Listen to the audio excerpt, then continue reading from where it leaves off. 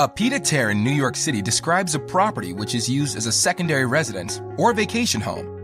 The literal translation of pied-à-terre in French is foot on the ground. Buying a pied-à-terre is a great way to establish or maintain roots in New York City if you're based elsewhere in the world. A pied-à-terre can describe any property type, including a condo, co-op apartment, or a townhouse. Co-op apartments are generally the least expensive option. However, not all co-op apartments in New York City permit pied-à-terre usage. New York City is a popular destination for pied-à-terres because of the city's relevance in the global economy and status as a cultural destination.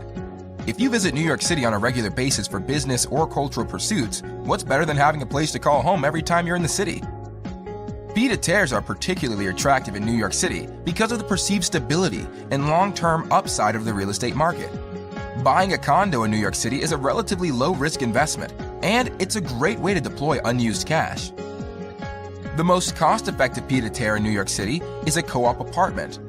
This is because co-op apartments are generally 10% to 40% less expensive than comparable condos.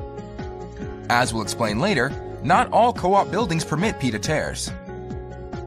Although most people think of pied-à-terres as vacation homes, there is actually demand for pied-à-terres from within New York City as well. Many residents of New York City look to buy a pied-à-terre for use as a casual workspace or a place for guests to stay when visiting New York City. Do co-op buildings permit pied-à-terres in New York City? Sometimes. Whether or not a co-op building permits pied-à-terre usage depends on the co-op board's policy, and this can change over time. To further complicate matters, many co-ops have different interpretations of what appropriate pied-à-terre usage actually means in practice. Since co-ops may reject buyers as part of the board approval process, it's especially important for you to figure out whether a building permits pied-à-terres before submitting an offer. A strict co-op building generally prohibits pied-à-terre usage because the building is looking for a strong community, and this can only be accomplished if all units are owner-occupied. There are many downsides to strict co-ops, including onerous sublet restrictions and extreme financial requirements for applicants.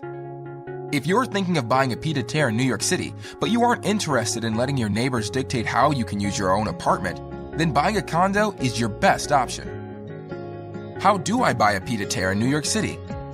If you're not familiar with New York City's real estate market, the first step in buying a pied-à-terre is to partner with a great buyer's agent.